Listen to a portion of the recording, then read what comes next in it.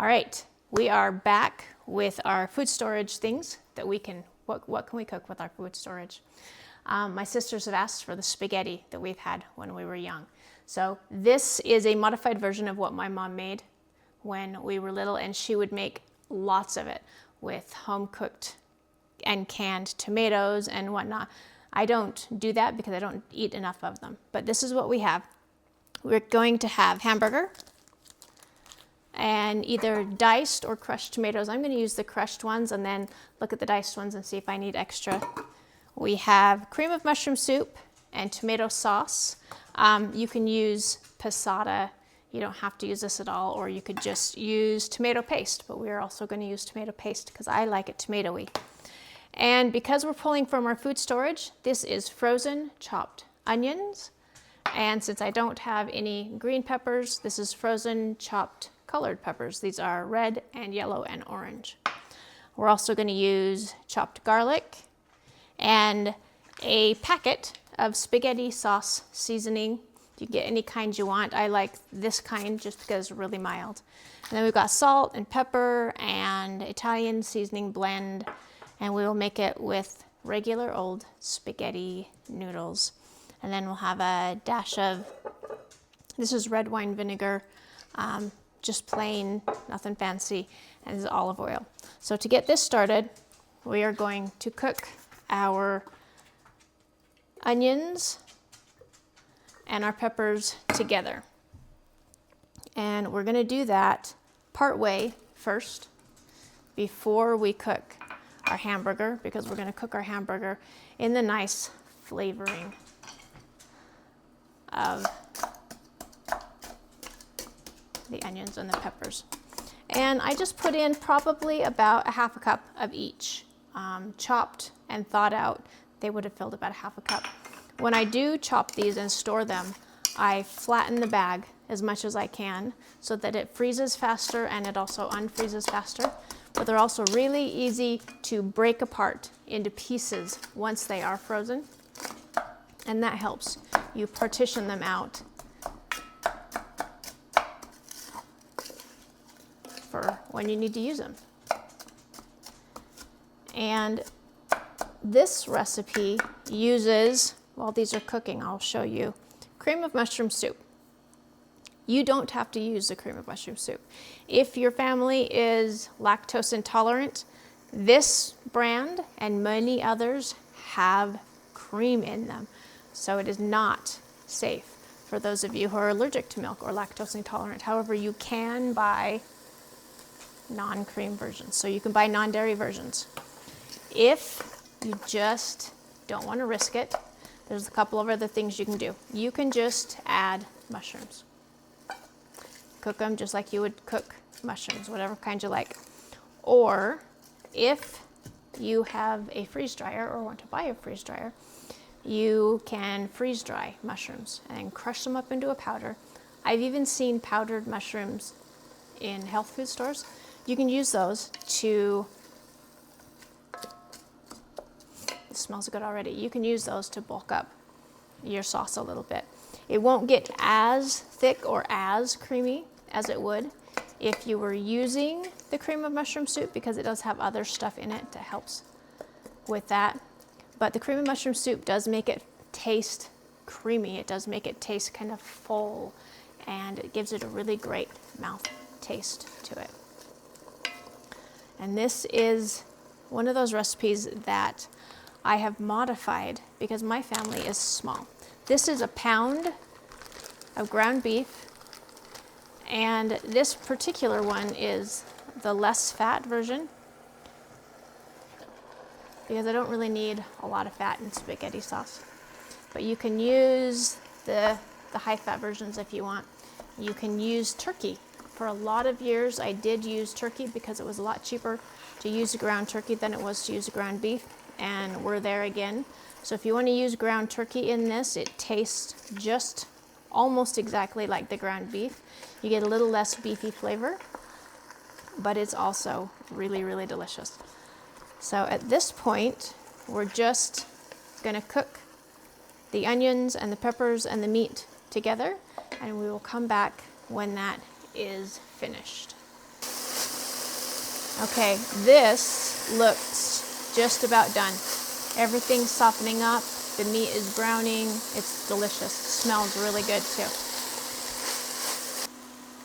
Okay, now that everything is browned and softened up, so all the peppers and all the onions are browned and softened, the meat is browned and softened, and I haven't spiced the meat yet, okay?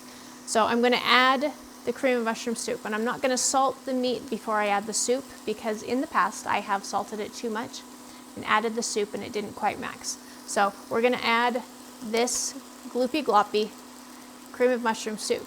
And it looks gross, but it's not gonna be. It's gonna taste really good when we're done. The cream of mushroom soup makes this a very creamy sauce. Makes it very thick, very hearty, very fulfilling sauce. So this, especially if you're just grabbing stuff out of your food storage, this makes a hearty, delicious meal. And for my family, it makes a hearty, delicious meal for like 4 meals. And I often will take about half of it and put it in pint jars and put it in the freezer so that we can have it on a day where I don't want to do any cooking, I don't want to think about food. You just pull it out of the freezer and it's awesome. So once I put the cream of mushroom soup in, I'm actually going to just let it cook for a little bit. Cream of mushroom soup has a tendency to taste canned if you don't give it a minute to cook. So we're going to do that and give it a minute to cook. And I see little bubbles on it. I've turned this down. It's turned down to 2, which is a nice low, not quite all the way low, but a nice low. And I'm going to add the garlic in. And on my recipe, I don't have how much garlic. I never know how much garlic. I'm going to add, my guess is about a teaspoonful of garlic. And if you like a lot more garlic, add a lot more garlic. If you don't like garlic, don't add a lot more garlic. Don't add it while you're frying up your onions and your meat, because if you add it too soon, there's a real good chance you're gonna burn it, and burnt garlic does not taste good. Plus, I want that little bit tiny sharper flavor of the garlic in this sauce, because we're gonna add a lot of extra stuff, and I want that flavor. So now that this is a little bit cooked, I'm gonna add crushed tomatoes. And my mom would use stewed tomatoes that she would make herself and can herself. And I like a much more saucy sauce. And so I do use the crushed tomatoes, but if you want to use stewed tomatoes, go right ahead. I also add a can of diced tomatoes so that I do have chunks, because I like the chunks too. So awesome. We've got our tomatoes in. Now I'm going to add the tomato sauce. This makes it even more tomatoey. Look at that. How awesome is that? So there is nothing hard about tomato sauce, especially when you're opening cans. And as this is coming up to temperature, we're going to start adding in the sauce mix and get that in and dissolved. And once this is in and dissolved, you're going to taste it, because it might be perfect at this point. Nothing's ever perfect for me unless I mix this other stuff in and mess with it. So we're going to mess with it, and we're going to add other stuff in. Okay, so this needs salt. I'm going to add about a half a teaspoon of salt. And I'm going to add some Italian seasoning, tablespoon. About a tablespoon of Italian seasoning. This particular one has basil, oregano, garlic, red onions, red peppers, marjoram, rosemary, sage, and there's about what I'd add. I don't know if I'd add marjoram because it's not a spice that I really have on hand, but the rosemary and the basil, I definitely always have that on hand. And you can add them separately or together, but the spice mixes make life really easy.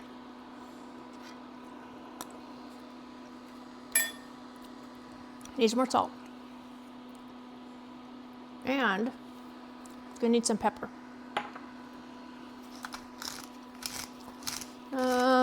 That is about not quite a half teaspoon. Now, what's gonna happen is it tastes uncooked now. Everything has come out of cans, tastes like it comes out of cans. What you wanna do is you wanna let this cook.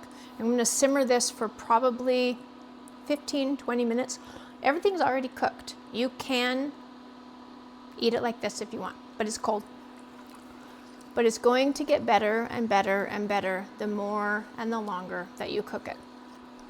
Now, one of the fun things about that is that if your hamburger's a little bit old, or your peppers are a little bit old, or your tomatoes or whatnot from your freezer, have a little bit of, this would have been really great 6 months ago, but it tastes a little bit old now. Putting it into a pot and cooking it all day long and letting it cook and cook and cook will remove some of that. It won't remove the old. I mean, if it's gross and old and you shouldn't be eating it, don't eat it. But it will remove a little bit of, I should have got to this last month instead of this month. So as far as your storage goes, and as far as getting this out of your pantry, this is a really great way to use odds and ends and bits and pieces. So this is going to sit and cook. I've got the noodles back there cooking away, and we will come back when this is ready to finish. Okay, we are back from a long pause, and this has cooked and cooked and cooked and bubbled and popped, and it smells good, and it is good. I'm going to add a few more things to it because it does need a little bit of tomato paste, and I don't know how much tomato paste, so that much. Let's say that was probably 2 teaspoons of tomato paste. And that's just going to add a little bit of depth to the flavor, a little bit more tomatoey flavor. And then we're going to add a little bit of red wine vinegar. And I add red wine vinegar just to give it a little bit of pop at the end. And some people will cook with red wine and then cook it for a long time. I like the red wine vinegar because it's a little bit more concentrated, and as you cook it and it bubbles and boils and stuff, that really acidy flavor boils out, but that bright popping flavor you still get, and it really makes a difference at the end. So this is going to just cook some more, but I think we're ready. So you always want to taste it, taste your food. Make sure it tastes the way you want. If you need more onion flavor, add some onion powder. If it needs more salt, add more salt. This doesn't need any more salt or onion flavoring or onion powder. I do have a breadstick. I usually like to taste it with regular bread. Still good with the breadstick though. I think that overall this tastes really good, and it's done. So my noodles are done. I've drained them. They've been sitting there just ready to go, and this is really, really good. So this is spaghetti with meat sauce. You can make it any way you want. You don't have to put the meat in. If you don't put the meat in, then make sure that you cook your peppers and your onions all the way before you start adding the rest of the things. So this is delicious, and we are going to eat it. We're going to plate up a little bit before we go and taste it, and then we'll be done. Probably should have thought about this earlier.